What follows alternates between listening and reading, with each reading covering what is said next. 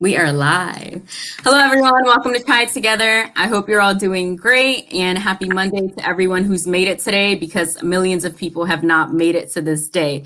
So I welcome you to Try It Together. You are tuning in for your cup of chai, courage, hope, and imagination today. So today I have with me my very good friend, my very first guest on Chai Together, Mr. Kawan Glover. How are you doing? I'm great, and thank you, Pratik, for having me on the show again. As you said, my name is Kwan Glover. I'm an author, I'm a Yeah. writer, I'm a coach, I'm a mental health advocate, and most of all, I'm a survivor. So to be here again, where it all kind of started for me when I started this journey of moving forward, it just brings everything full circle, if you will. Yeah. So what have you been up to since what now summertime a few months ago? Wow, like since the start of this year, I want to say I picked up Yeah. a lot of momentum. A lot of things are under wraps that I won't reveal until they're done.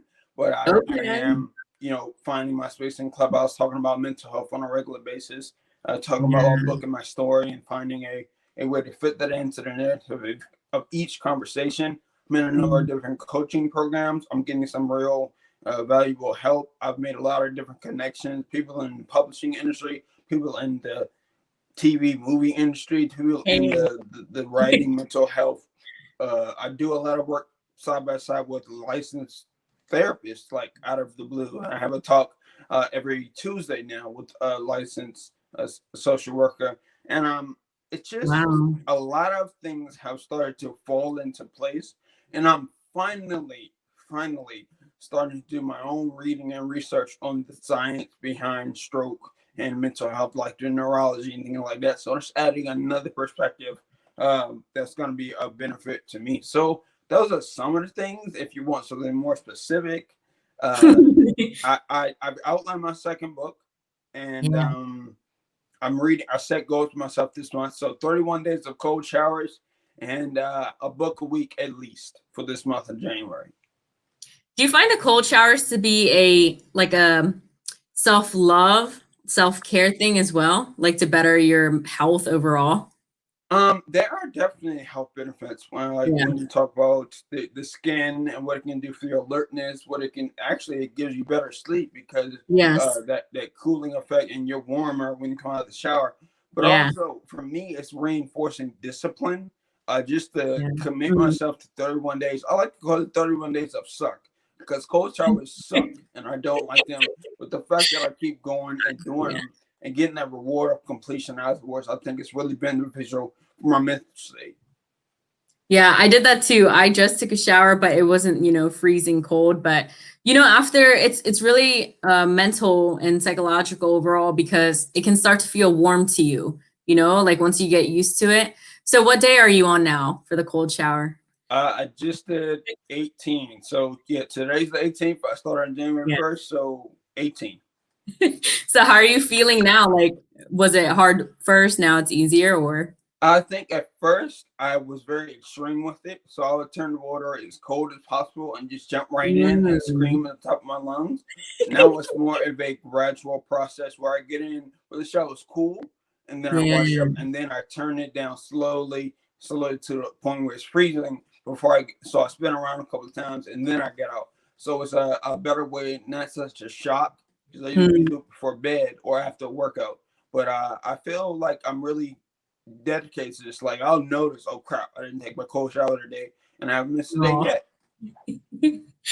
Yeah, that is discipline. So discipline is my word for the whole year. And I have to say that I am starting to become better with it because I have not been waking up as early as I used to in the summer when I first started, my grind and all of this at like 5 a.m. You had your routine. I have not, I'll be very transparent. I have not kept up with my routines on a day-to-day basis, but that can change, right? Only a decision. That's what it takes. And if you catch yourself at the end of the day, like I can still finish my gratitude list and things of that nature, for like caring for myself and my mental health. But you mentioned your second book. So let's start talking about, your second book. Yeah, so Yeah. it's based around the concept of dilated pupils, Mm. and in the darkness, your eyes dilate to look for and search for and let in more light. So Wow. when you're looking for the lessons of life, you only receive the vision for the victory in the valley, when the shadow of the valley, the Wow. darkness of the valley. So it's around that concept. And I talk about the lessons I was able to derive from my own story, whether it's vulnerability, whether it's, mindset, getting a mentor, whether it's expectations, whether it's, developing relationships, all those type of things. I dedicate a chapter to each. And I want to really use a story from my Mhm. personal experience or something I observed to bring those lessons to light. So, your first book is Favor, and we'll talk more about Favor too. So, what are your expectations for your second book? Do you feel like you're becoming a better writer since your first book? Yeah, and it was easier to write the first book simply because Mm, I lived it. Like it was yeah. my origin story, so I didn't have to think about it. I had to remember certain details, and people now are still surprised I remember a lot of what I did, but I lived it. So all I had to do is retell a story in a way that people enjoy reading it. With this book, I'm actually pulling out lessons and trying to narrow them down or funnel them into a lesson that's applicable to your life story. So it takes a bit more, not necessarily retelling, but it's creating a narrative, a mindset. So I'm creating more so than just retelling. And that's the difficult part. And it's Mm. in that nonfiction realm where you don't have the creative freedom to just put this here and this here. These things have to be backed with some type of evidence and research. So that is a little bit more difficult, but I think when it's complete, it's going to be more rewarding, if that makes sense. Yeah, it does. So, how's your mental health? With the writing process, I know you've been writing on a daily basis, like that's discipline for you as well. So, like, have you ever had days where you feel exhausted from it and like it's important to take breaks from it? So, what has your mental health been like, with that? It because they're the difficulty Mm. spike. I think it's a lot more frustrating, and I can remember something like, "Oh, delete this whole chapter. This is terrible. Like I wrote 3,000 words for nothing. This story doesn't make sense." And I find myself when it's like a fume Mm. is rising, so I have to stop. And I listen to a lot of podcasts. I focus on reading and take different strategies. I think I'm Mhm. gonna incorporate a strategy where I bake my words. So if I set 1,000 word goal for the day. If I do over 1,000, if there's another day when I can't reach or I'm having trouble reaching 1,000, I can say, well, I have banked words that I can add to this total to get to 1,000. Um, but yeah, it more not so necessarily draining because I Yeah. enjoy writing, but it's the frustration and the anger, and then you start looking at yourself like, God, you actually are not a good writer. You are not good at this. You should probably stop. But then I have to, combat those thoughts. So I continue to write, but it's a challenge in itself. Yeah, I can agree with you because, I started and I'm not consistent with it as well with my own book because, as your first book, you said it was easier because it's your own story. And for me, mine is my own story. However, to speak on those challenges, those traumas and things of that nature, it can bring up a lot. So you may not want to go there yet. So I'm having, a challenge with that. But for you, one thing you mentioned is you enjoy writing. So, it's not draining for you. And I like that because I follow Sadhguru's teachings, and Sadhguru says, you will never be burned out or exhausted by something when you enjoy it, regardless if you're a nurse or, whatever field you're in. If you enjoy something, you should not burn out from it. There's something wrong there if you do. So I want to talk a little bit about, success and mental health. What are your thoughts on, mental health and success? And let me know if you want me to give you an example. No, I think mental health Mm, is a lot of people misinterpret it and think it's this. Oh, let's talk about mental illness is a part yeah. of mental health. Mental health is just the overall well-being of your Yes. mental state, and Yes. it can cover a wide range of things. Some people look at these successful people. First of all, you have to determine what success is. I don't, Mm, that's different for me than it is for you. And if your definition is based on what somebody else is doing or where they are in their life, you are you're pushing your reality against somebody else's narrative, and that creates a storm in your mind, which can long term damage your mental health. I mm, think when you have success, whatever your definition may be, if you do not have mental health, your success is hollow because there are millionaires and billionaires that have all the material things, everything anybody can ever want, quote unquote, yeah. but they don't have sound of mind, they don't have peace, they don't have gratitude for anything because they just want more. So if you have success without mental health is it's a hollow shell of a person. And I think there are things that are necessary clauses for success, but mental health is like success without mental health is a insufficient way to view success, in my opinion. Hmm. I like that. A hollow shell. I like how you interpreted that. So, one thing came to mind is I had asked this question in my Try Together group that, what does mental health mean for you? And a majority of the answers were negative, as in regarding, negative answers about mental health. They just think mental illness, but mental health is separate, like you said, than, mental illness. So mental health is your overall being, like you said. But a lot of people straight away, when they hear that, they react as in, oh, an illness, like bipolar disorder or something. And that's something I feel like needs to be separated, and that itself needs more awareness on. But share with us, about your Clubhouse group. I, heard you moderate on it, and I shared myself. So that's a really great group. Talk to people about that. Yeah, Yeah. Clubhouse is an interesting app, especially during these times where it allows you to have real conversations with Yeah. real people and not worried about your necessarily your opinion or I mean not your opinion, your appearance. And Yeah. you a lot of the room. One of the things that I want to make sure people are aware of, yeah, it's a great app. It's Mm. a way to have conversations, but there are also rooms where you're going in this arguments and it can put a strain on your well being. So I stay out of those rooms. But it's for my clubhouse, which I have every day at 3 p.m. going so far until we get a Yeah. clubhouse thing where I change the schedule. But the mental health question of the day, usually you go in there and you're thinking, oh, we're going to talk about bipolarism, or we're going to talk about schizophrenia, or we're going to talk about depression. And so far, we've covered none of those topics. A lot of it is about mindset and mental Mm. acuity. And the topic we covered when you were in the group was alone versus being lonely. Just having Yeah. those different concepts about mindset and where your mind, what you genuinely feel and think about those subjects. And it's a very tranquil space. We don't go in order. We don't have a set standard of time. Usually goes anywhere from 45 to an hour and a half. Mm. But it's just a space for us to have a conversation, meet people, and build a community around well-being and mental health, and understand that everybody's welcome. Your opinion is valid, and no one is going to jump down your throat because of what you feel. Yeah. And so regarding, what people feel, what are some misconceptions that people have about you? You being a brain surgery survivor, stroke survivor, for those of who don't know you well enough from, the first interview.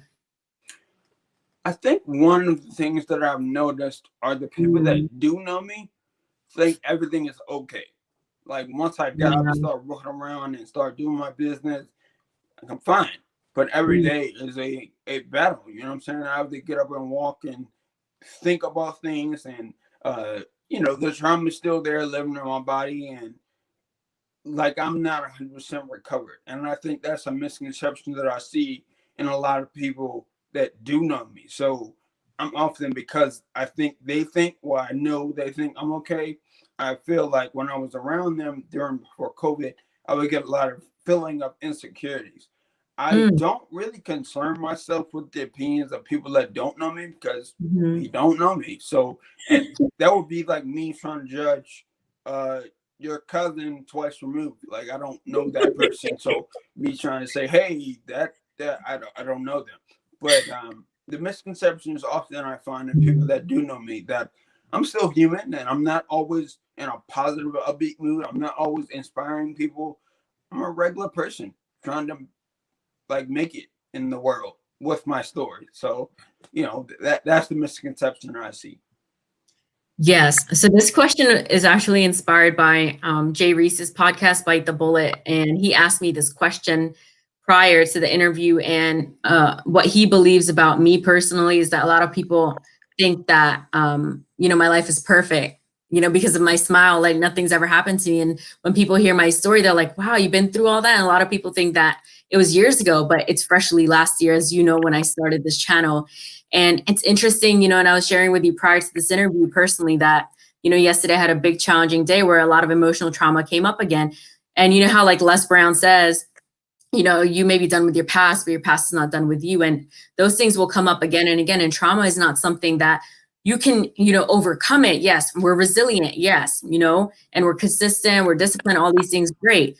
But, you know, that's still to find the answer, to find that closure within yourself and really feed yourself, you know, that nourishment stuff, the good stuff like self-development. I feel it takes more and it takes time. Like it's still fresh for you, it's still fresh for me. And share with everyone, you know, when the last time is you had your surgery and you know, what that experience was like for you to be what 26 at the time and go through something that severe, you know?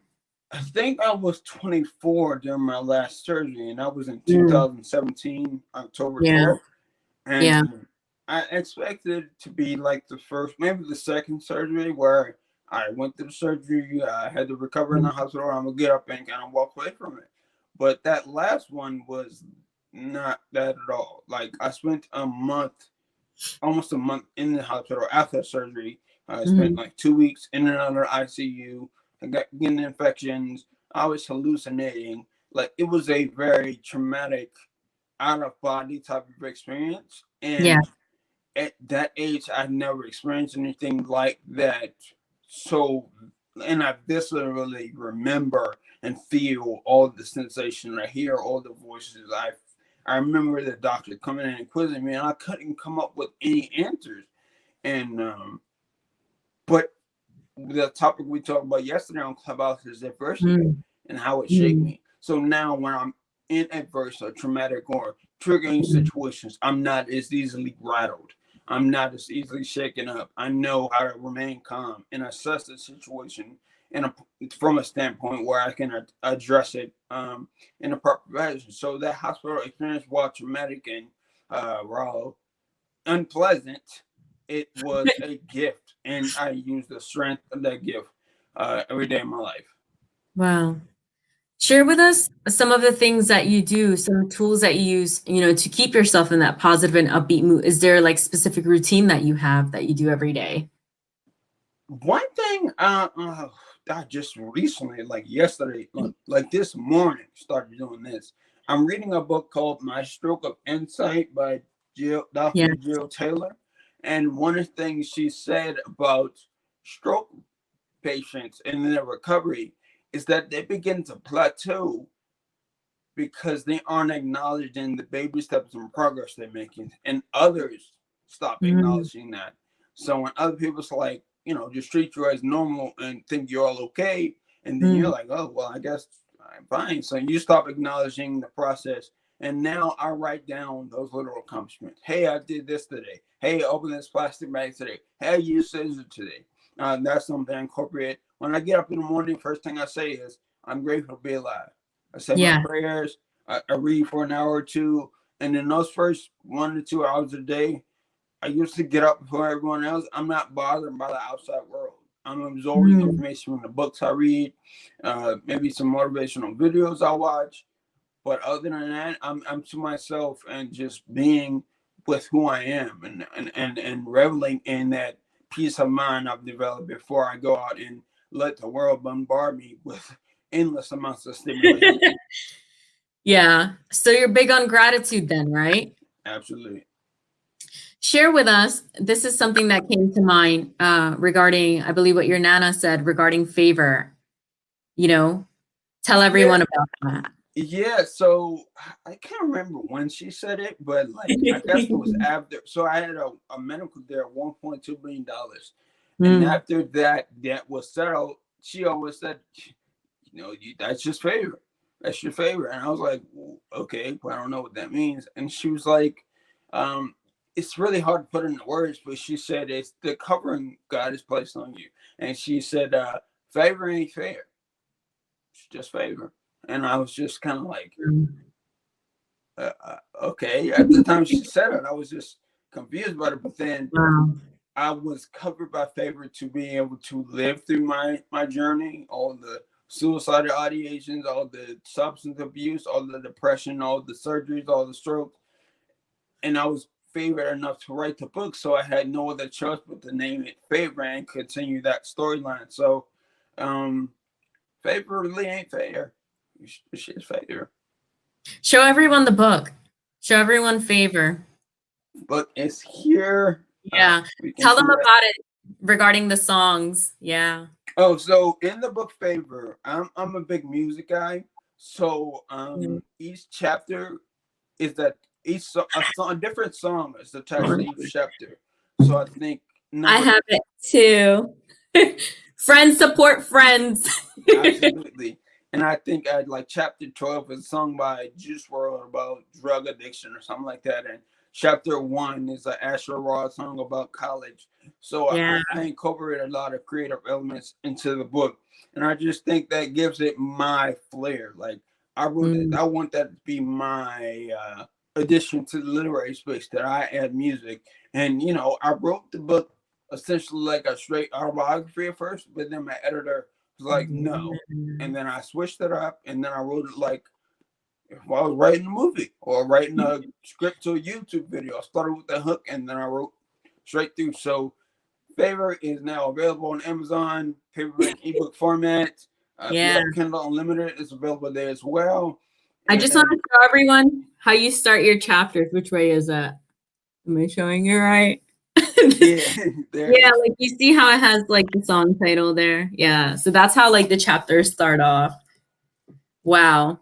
So you were sharing with me how you felt, about your first book. Are you willing to share with the audience like your thoughts on yourself and your writing for your first book? The success that it had. Yeah, I think it Yeah. had because I was always told self-published books don't sell. You know what I'm saying? Mm, Like you're gonna publish it and you're gonna lose money on it. mm, I'm proud to say I made my money back. I would like to invest in it more and get it yeah. out to different audiences. So I'm trying a number of different avenues. Um, but now as I've progressed and I've grown in my writing, I'm just looking at the book like, oh my God, I could do so much better now. Like I got so much stuff and so much perspective. But I think for my first at bat, it Mm, was good, and everywhere I knew that reviewed it gave it a 5 stars on Amazon. I got my mm. first 4 star like yesterday. But the crazy thing about that is this person said, "I can see this book. I would love to see this book as a movie." And that was the first Wow. time somebody I didn't know actually said something like that. So I'm like, maybe there's something there. Maybe we need to manifest that.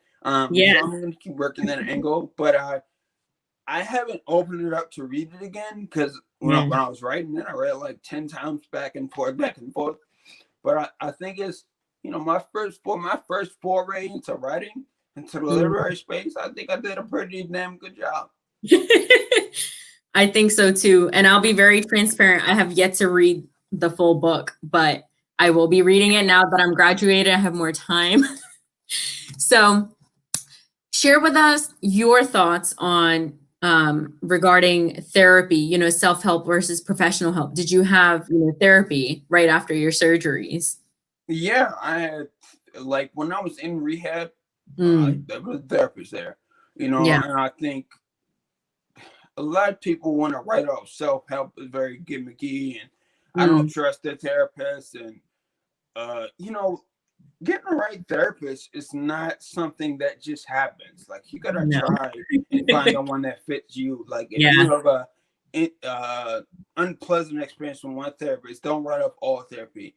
And I think when people get involved with me in my coaching program, I'm Yeah. like listening to what they're saying. I'm like, you might want to consider therapy. There's some trauma that's going to interrupt the progress we're planning to make.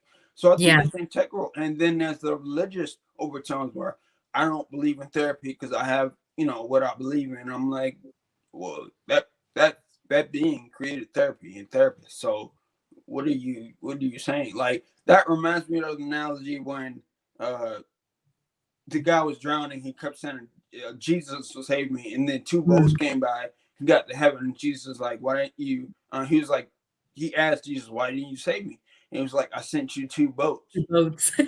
Like these resources are available, and you need to start finding a way to get rid of that stigma because it can really open your eyes. And the ultimate form of self empathy um, is perspective, and that's what therapy can Mm, unlock for you. That's what experience can unlock for you.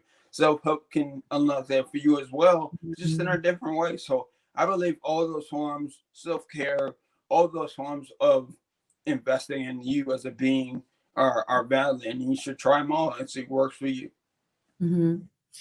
You know, one thing that came to mind, how we were, speaking about success earlier, I find that inner healing and having therapy and not have, having overcome your trauma and all of those things are really necessary for you to succeed and complete the task that you're doing to like achieve your dream. You have to have good mental health, right? And we said mental health is like the overbeing of it all. Okay. Regardless of whatever mental illness you have. So I know for me that I always wanted to, start something like Try Together. I wanted to speak. I love interviewing people and I wanted to do this, that, and the third, but I was never able to because I was so depressed. Like I would start something and I would stop it. So I, even now, I know people who, have trouble following through. Like they want to start a podcast, they want to do this, that, and the third, and they're in, mastermind programs. They invested money, a lot of money, but they're still not able to take the next step, but they're also not doing what they need to for self-development. It's great to be in, Mr. Bob Proctor's program, Mr. Les Brown's program, but you have to also see a therapist or, find ways, if you believe in God and only, you're Christian or whatever it is, only church is the answer, then that is for you. But none of this is just going to work, if you don't take care of your mind. And that's just from my personal experience. What's your take on that? Yeah, I think investing in coaching and therapy and Mm, self-care and all those things are very important. If you look at their dinner plate, you mm, got your coaching programs, you got your self-care, mm, but I divide the plate into three. Your mental health therapy is all that in one corner. Coaching, mentorship, all that's in this corner. mm, And then you have your self-care things you do for yourself is on the bottom. If you got 2/3 of that place full, you're still going to be kind of hungry because like your mental well-being is not being invested in. You're not eating a full meal, and I think mm. you are a whole person, so you have to find ways to invest. Um, you know, Fill that portion. It doesn't have to be right away. Let one brick at a time and do what's comfortable for you, what feels right. Mm, But at some point, you're gonna have to invest that time into getting rid of that trauma. And a lot of people say, "Well, I buried my feelings." Well, like Les Brown said, you can run away from your problems. You may be done with them, but they are not done with you, and they will show up and manifest themselves in every aspect of your life, yeah.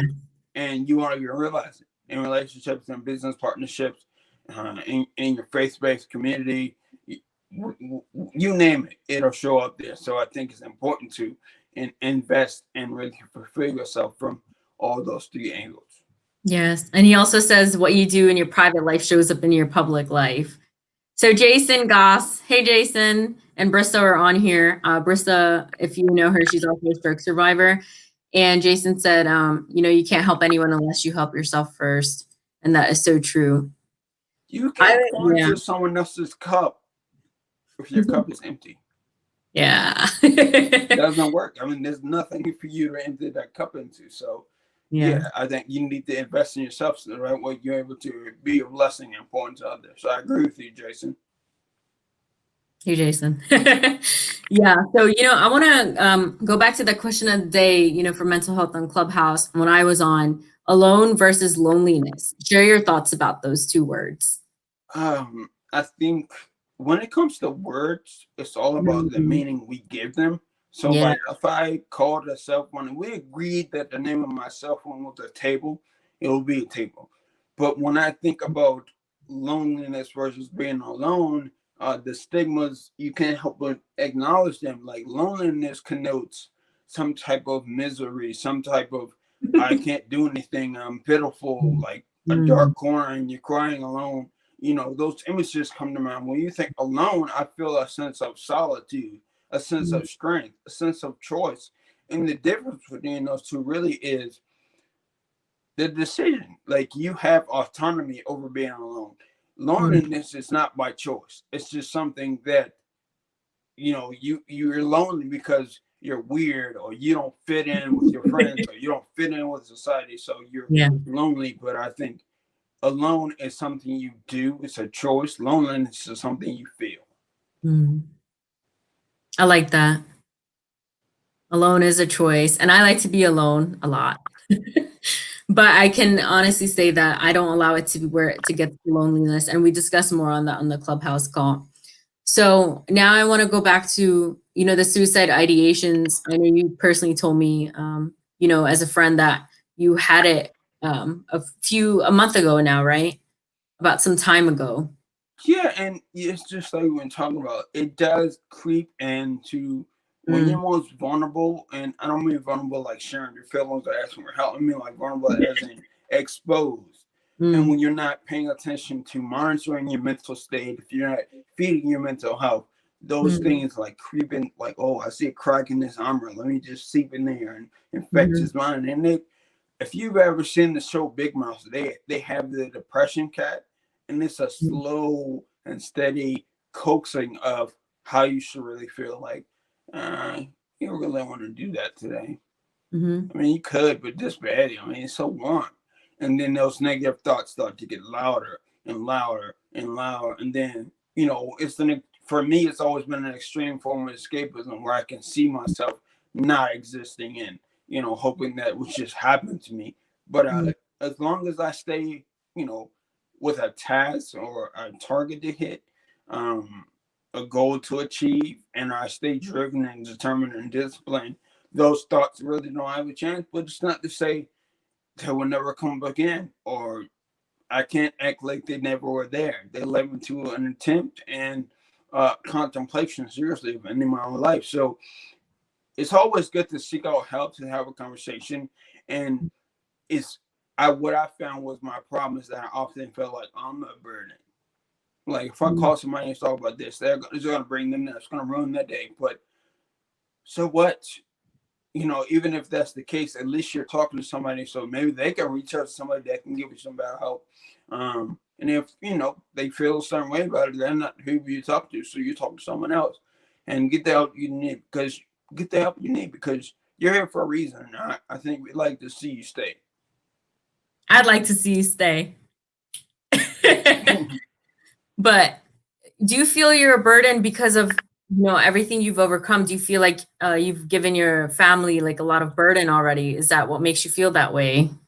Yeah, I think going through it, after my last surgery and coming home and just Mhm.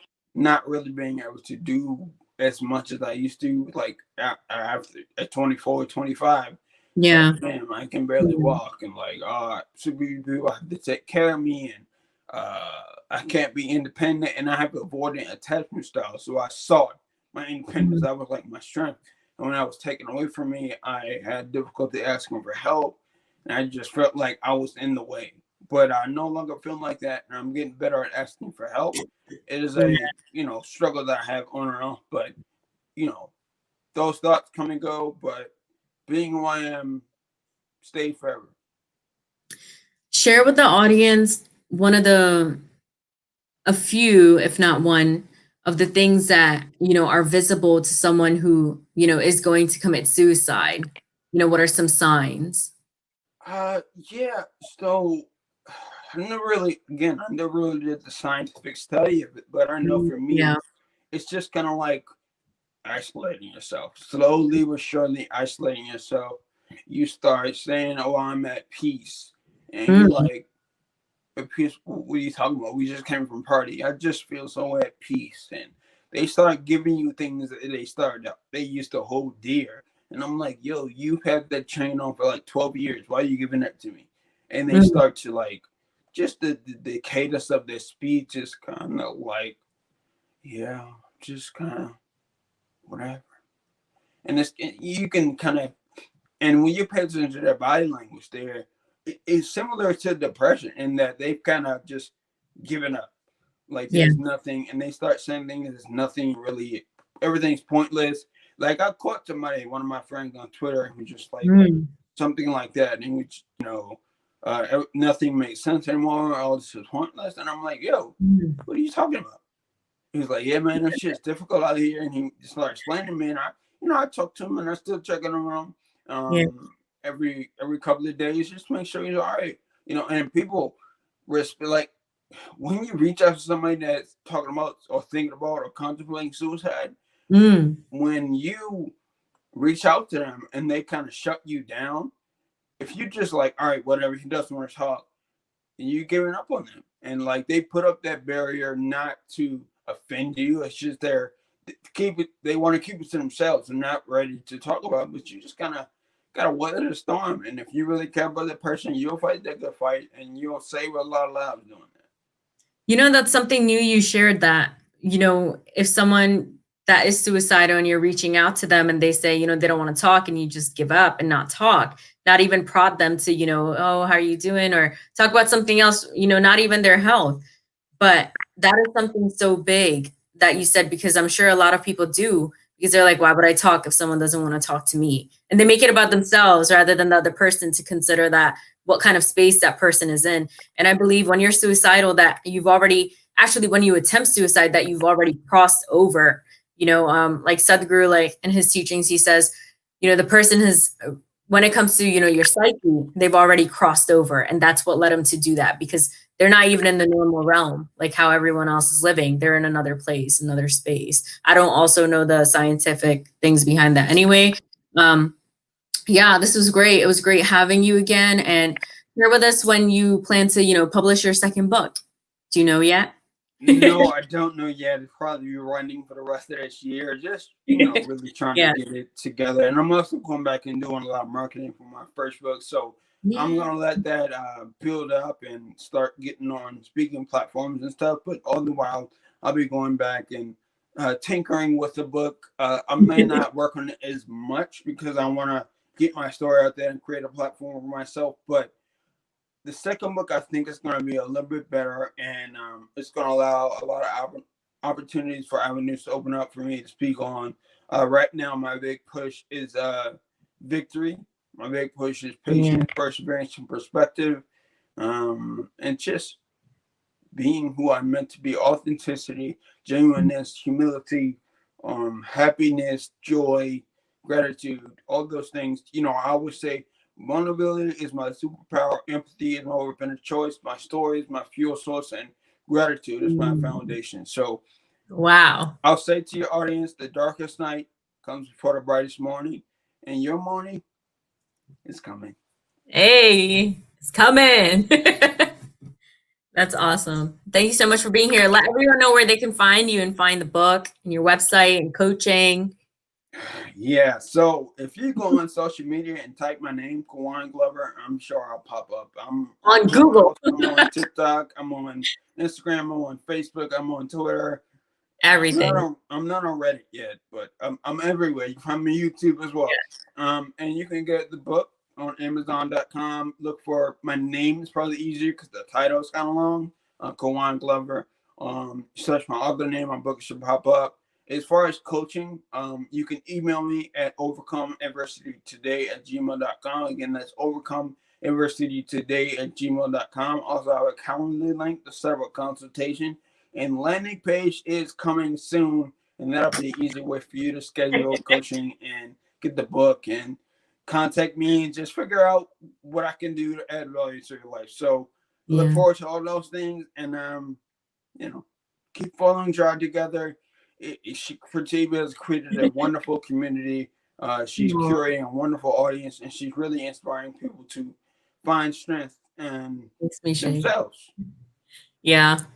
And it's not easy, I have to say, just even being entrepreneurs and all the work you're doing, come on, like it's not easy, you know, one step at a time. A lot of people think entrepreneurs just have it together and all these misconceptions. And it's like, I'm just getting started and I can already say that it's not for everybody. Like it's really not. Most of you, I don't know what everyone does, but sometimes, you know, that's why you have to do the hard things to have, you know, the healthy, wealthy lifestyle that you want to live, because having a job is the easy way out, you know? Yeah. So, Yeah, entrepreneurs spill milk the same way as everyone else. yeah. We just don't cry over the spilled milk because we clean it up and move forward. So we're Yeah. normal people who just have a bit different way of approaching situations. But at Mm, the end of the day, we're all seeking to be the best version of ourselves. yes. That's so good. Thank you so much. You are so welcome. It was an honor to be here, and thank you for having me in front of your audience Yeah. again. And Again. it's been an opportunity, and I'll never forget this. Yes. And if you haven't checked out Kawan's first interview, it's more in detail regarding his health, his strokes, and his brain surgeries. And the suicide ideations. He goes into depth about, you know, his godly experience that he had to why he's still here. And it's just a really good chat, you know, as a first episode. And you can see from that video how much Chai Together has grown to what it is now. To being on a live stream is even a big deal for me. And thanks so much for everyone for tuning in. And yeah, have a great day. Bye.